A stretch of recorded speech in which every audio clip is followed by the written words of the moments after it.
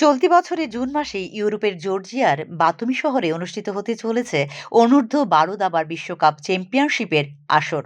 এই আসরে রাজ্যের প্রথম দাবাড়ু হিসাবে ভারতের প্রতিনিধিত্ব করার অনন্য গৌরব অর্জন করেছে রাজ্যের প্রতিভাবান তথা পূর্বোত্তরের সর্বকনিষ্ঠ উইমেন ক্যান্ডিডেট মাস্টার খেতাব পাওয়া আরাধ্যা দাস। এই বিশ্বকাপে সারা দেশ থেকে দেশের প্রতিনিধিত্ব করার অনন্য গৌরব অর্জন করেছে 8 জন মহিলা দাবাড়ু। জর্জিয়ায় অনূর্ধ্ব-12 বিশ্বকাপে দেশের প্রতিনিধিত্ব করার গৌরব অর্জন করে রাজ্যের খুদে দাবাড়ু আরাধ্যা। বিশ্বকাপে দেশের প্রতিনিধিত্ব করার ছাড়পত্র পেলেও তার পক্ষে অংশগ্রহণ করার আদৌ সম্ভব হবে কিনা তা নিয়েই সৃষ্টি হয়েছে চরম অনিশ্চয়তা।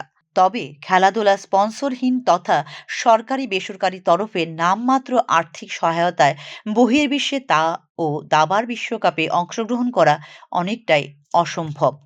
আরাধ্যার মতো বিশ্বকাপ অংশগ্রহণের সুযোগ পাওয়ায় তাদের খেলোয়াড়দের বিশাল অঙ্কের আর্থিক সহায়তা দিচ্ছে রাজস্থান ও তামিলনাড়ু। গত 2 বছরে জাতীয় ও আন্তর্জাতিক দাবায় দুর্দান্ত সাফল্য অর্জন করে দেশ ও রাজ্যের নাম উজ্জ্বল করেছে আরাধ্যা।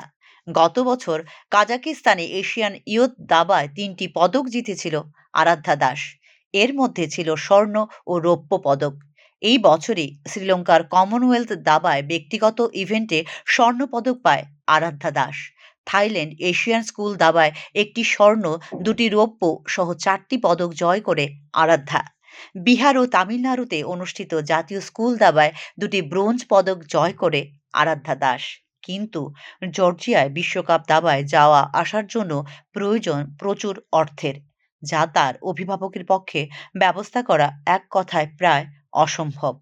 এমতো অবস্থায় সরকার যদি রাজ্যের এই প্রতিভাবান দাবাড়ুর পাশে দাঁড়ায়, তাহলেই তার পক্ষে সম্ভব হবে বিশ্বকাপের মতো বিশাল মঞ্চে দেশ ও রাজ্যের প্রতিনিধিত্ব করা। Bureau report, news now.